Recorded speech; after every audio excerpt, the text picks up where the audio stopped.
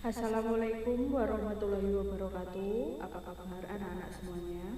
Hari ini kita akan melanjutkan materi untuk bab 3, yaitu tentang sistem periodik unsur. Nah, dalam sistem periodik unsur kita akan mempelajari tentang perkembangan sistem periodik unsur. Kemudian ada sifat unsur dan sifat keperiodikan unsur. Nah, yang pertama ada perkembangan sistem periodik unsur. Nah, perkembangan sistem periodik unsur ini dibagi menjadi dua, yaitu sebelum sistem periodik modern dan sistem periodik modern. Nah, sebelum sistem periodik modern yang kita gunakan pada saat ini, ternyata sebelumnya ada sistem periodik sebelum modern. Nah, di sini ada logam dan non-logam, tabel periodik Lavoisier, Treat-Dobereiner, Octave-Newlands, sistem periodik Mendeleev, dan Lothar-Meyer. Nah, yang pertama adalah logam dan non-logam. Para ahli kimia dan Persia pertama kali mengelompokkan unsur-unsur menjadi dua, yaitu lugam atau logam dan laisalugam atau non-logam. Nah, untuk unsur logamnya itu ada 16 unsur. Nah, diantaranya ada besi, emas, perak, seng, nikel, tembaga, dan masih ada lagi. Kemudian untuk unsur non-logam itu ada 7, yaitu arsen, hidrogen, nitrogen, oksigen, karbon, belerang, dan fosfor. Nah, selanjutnya ada tabel periodik Lavoisier. Tabel periodik Lavoisier ini dasar pengelompokan unsurnya itu berdasarkan sifat kimianya. Nah, dalam Lavoisier ini mengelompokkan unsur ke dalam 4 golongan, yaitu gas, tanah, logam, dan non-logam. Nah, di sini unsurnya gas itu meliputi cahaya, kalor, oksigen, nitrogen, dan hidrogen. Bisa dibaca sendiri. Kemudian selanjutnya Treat-Dobereiner. Nah, Johann Wolfgang Dobereiner atau periodiknya ini dinamakan Treat-Dobereiner ini adalah seorang ahli kimia dari Jerman. Nah, dalam penelitiannya pada tahun 1829, Dobereiner ini menemukan kenyataan bahwa massa atom relatif strontium atau Sr berdekatan dengan massa atom relatif rata-rata dua unsur yang lain yang mirip dengan strontium. Nah, dua unsur yang dimaksud ini adalah Ca dan Ba. Maka dari itu, teori Treat-Dobereiner ini mengacu pada massa atom relatif. Nah, jadi pada Treat-Dobereiner ini pacuannya adalah massa atom relatif unsur, kedua merupakan rata-rata dari massa atom relatif unsur pertama dan ketiga, gitu. Nah, Dobereiner juga menyimpulkan bahwa unsur-unsur dapat dikelompokkan ke dalam beberapa kelompok yang terdiri atas 3 unsur.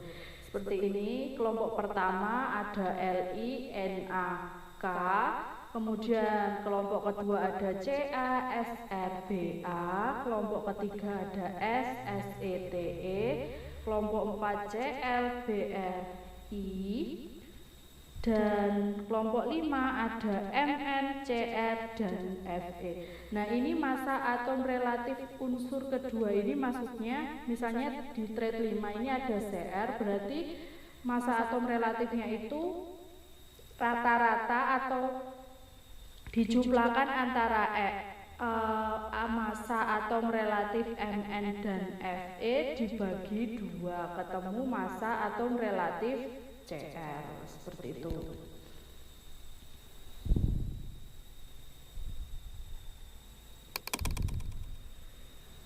Oh ya, sebelumnya untuk sistem periodik Trade-Daubertiner ini itu memiliki kelemahan, yaitu kurang efisien karena adanya beberapa unsur yang tidak dapat masuk ke dalam kelompok trade tersebut, karena kelompok sistem periodiknya hanya terdiri dari 5 trade dan satu trade terdiri dari 3 unsur saja.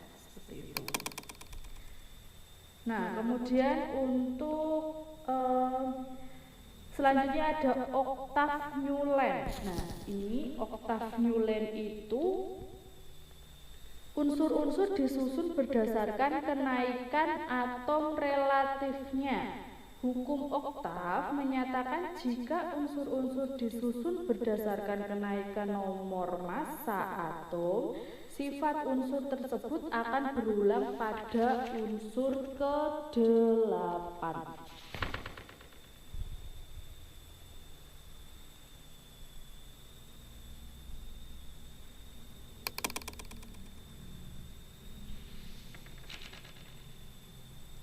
Nah, selanjutnya ada Lothar Meyer. Pada tahun 1868, Lothar Meyer itu antara kenaikan massa atom dengan sifat unsur. Jadi dasar penyusunan dari sistem Lothar Meyer ini adalah kenaikan massa atom. Nah, kemudian unsur-unsur yang menempati posisi sama dalam grafik, maksud saya menunjukkan sifat kimia yang mirip. Misalnya di sini kan pada posisi sama, berarti misalnya pada yang tertinggi di sini ada Li, Na, K, Rb dan Cs. Nah, ini 1 2 3 4 5 kelima unsur ini memiliki sifat unsur kimia yang mirip. Seperti itu. Selanjutnya, untuk sistem periodik Mendeleev, dasar penyusunannya itu adalah kenaikan massa atom.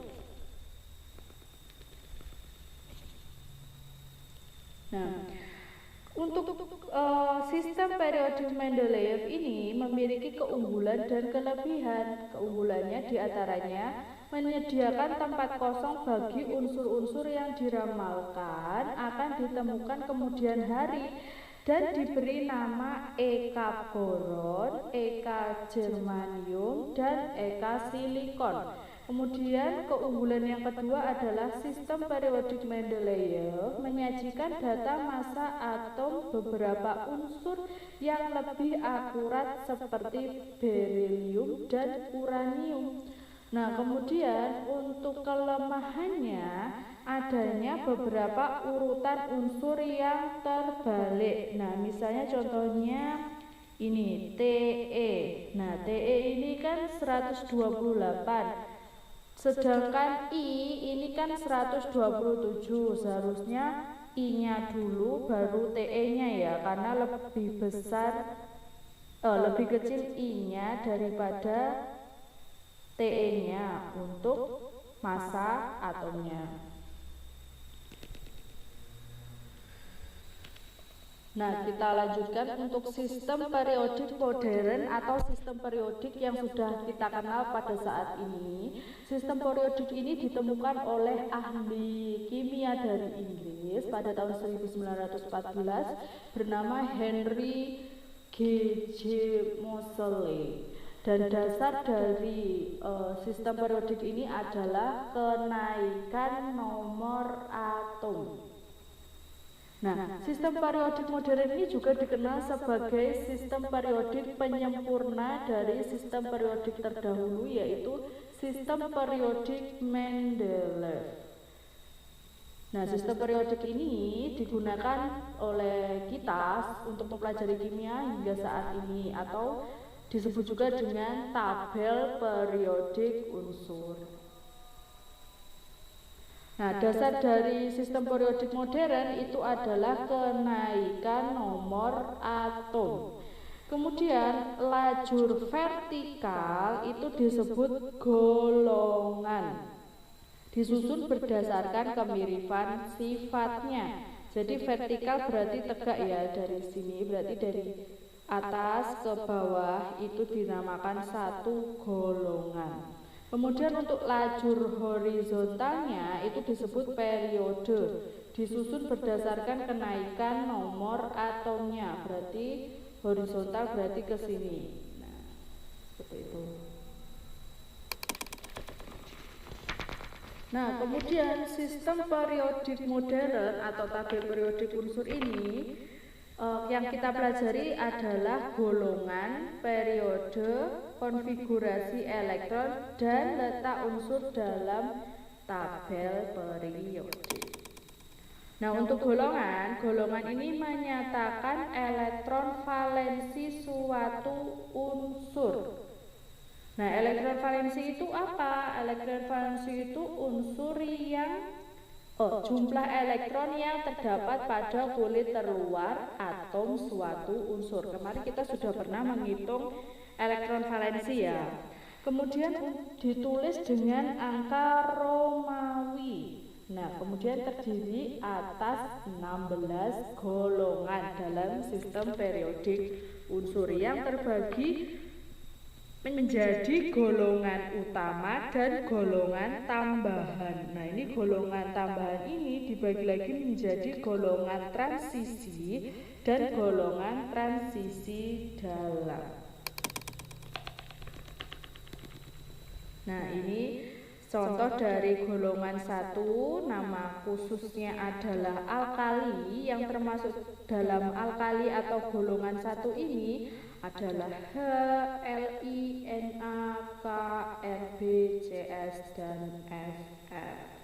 Nah, ini memiliki elektron valensi Ns pangkat 1 dan seterusnya ya. Ini golongan 2A disebut alkali tanah, golongan 3A disebut aluminium, golongan 4A disebut golongan karbon, golongan 5A disebut golongan nitrogen, seperti itu.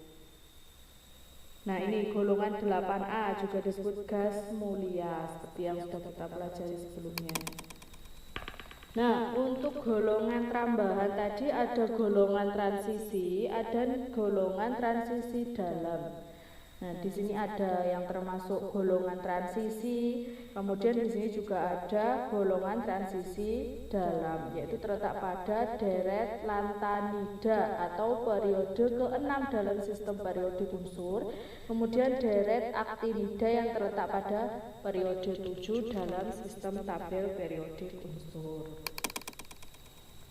Nah, selanjutnya untuk periode ini menyatakan jumlah kulit atom suatu unsur, ditulis dengan angka Arab, terdiri atas 7 periode dalam sistem tabel periodik unsur.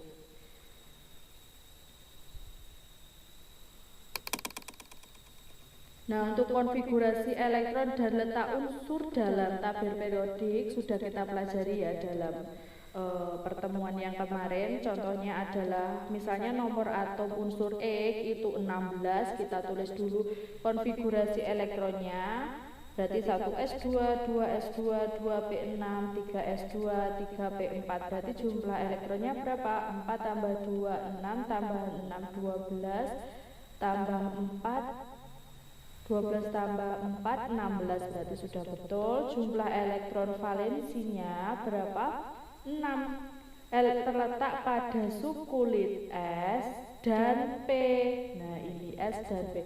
Ini kan dapat 6 itu dari mana? Kan kita pakai sistem gas mulia. Nah, gas mulia berarti kan yang dikurangi 10 elektron Ne ya kalau nggak salah ya, yang 10 itu Ne, berarti sisanya 3s2 3p4. Jadi jumlah elektron valensinya kan sisanya 3s2 3p4, berarti elektronnya 4 sama 2 6. Kemudian terletak pada subkulit S dan P. Nah, golongannya kok bisa 6? Golongannya kok bisa 6? Berarti terletak ini 4 ditambah 2 6. Kemudian untuk periodenya adalah kulit atom terbesar, karena di sini sama-sama 3 berarti terletak pada periode 3. Jadi unsur X terletak pada golongan 6A periode 3. Ini juga sama. Nah, selanjutnya adalah tentang sifat unsur dan sifat keperiodikan unsur. Nah, di sini ada yang pertama logam dan non logam.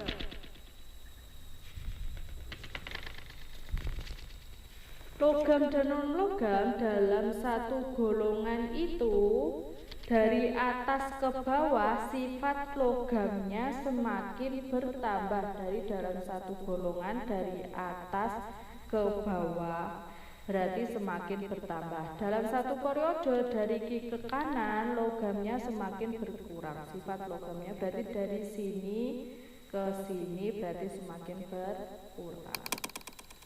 Kemudian untuk wujudnya itu ada gas, cair, dan padat.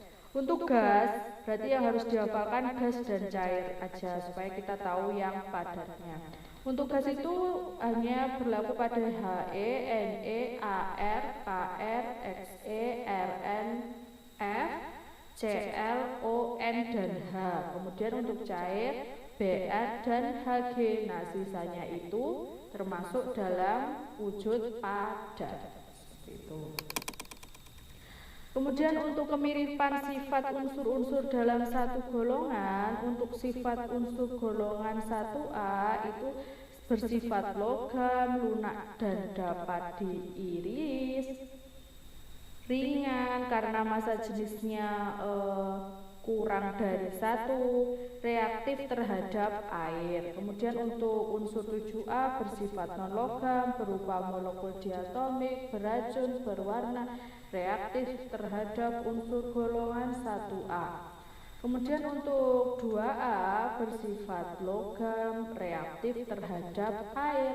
Kemudian yang terakhir untuk golongan 8A bersifat non logam, berwujud gas monoatomik, sukar bereaksi dengan unsur-unsur lain, dan yang terakhir titik leleh dan titik didih sangat rendah. Nah, kita lanjutkan untuk massa atom relatif atau AR. Massa molekul relatif adalah perbandingan massa satu molekul senyawa terhadap massa satu atom C12. Nah, seperti ini rumusnya ya. Kita langsung lanjut saja ke sifat keperiodikan unsur. Nah, sifat keperiodikan unsur ini apa? Sifat keperiodikan unsur adalah sifat-sifat yang berubah secara beraturan sesuai dengan kenaikan nomor atom unsur dari atas ke bawah dalam satu golongan atau dari kiri ke kanan dalam satu periode. Kemudian sifat keperiodikan unsur ini terbagi menjadi jari-jari atom, energi ionisasi, afinitas elektron, dan keelektronegatifan. Yang pertama, jari-jari atom. Jari-jari atom ini adalah jarak dari inti atom sampai kulit atom yang ditempati elektron terluar. Jadi sampai dari inti sampai kulit yang ditempati elektron itu berakhir pada kulit keberapa, berarti sampai situ jari-jarinya. Kemudian dalam satu golongan dari atas ke bawah, itu jari-jarinya semakin besar. Nah, ini seperti gambar ini ya, dari atas ke bawah itu memiliki jari-jari atom semakin besar. Nah, dalam satu periode dari kiri ke kanan, jari-jari atomnya semakin kecil. Nah, seperti ini, dari kiri ke kanan. Nah, ini karena dipengaruhi oleh nomor atom juga, karena dari atas ke bawah, misalnya dalam satu golongan ya, ini kan 152, ke bawah 265, berarti kan makin banyak, maka kulitnya itu yang ditempati elektronnya itu akan semakin banyak. Begitupun dari kiri ke kanan kan semakin sedikit, berarti jari-jari atomnya juga semakin sedikit. Nah, selanjutnya yaitu energi ionisasi. Energi ionisasi atau potensial ionisasi adalah energi minimum yang diperlukan oleh atom netral berwujud gas untuk melepaskan elektron. Nah, kemudian dalam satu golongan dari atas ke bawah, energi ionisasi semakin berkurang. Dalam satu periode dari kiri ke kanan, energi ionisasi cenderung bertambah.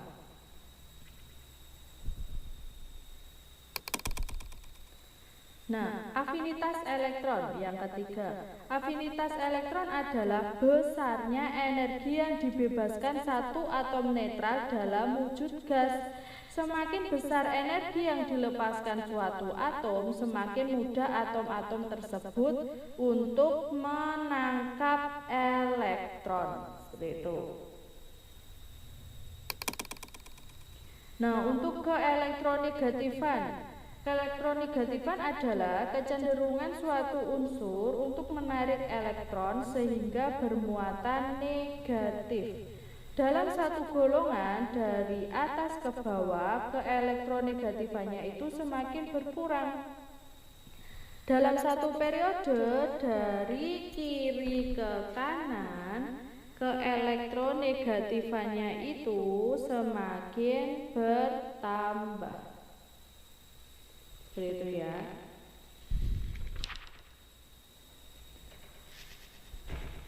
Nah, untuk materi hari ini sampai di sini dulu. Semoga semuanya bisa memahami materi pada hari ini. Terima kasih. Wassalamualaikum warahmatullahi wabarakatuh.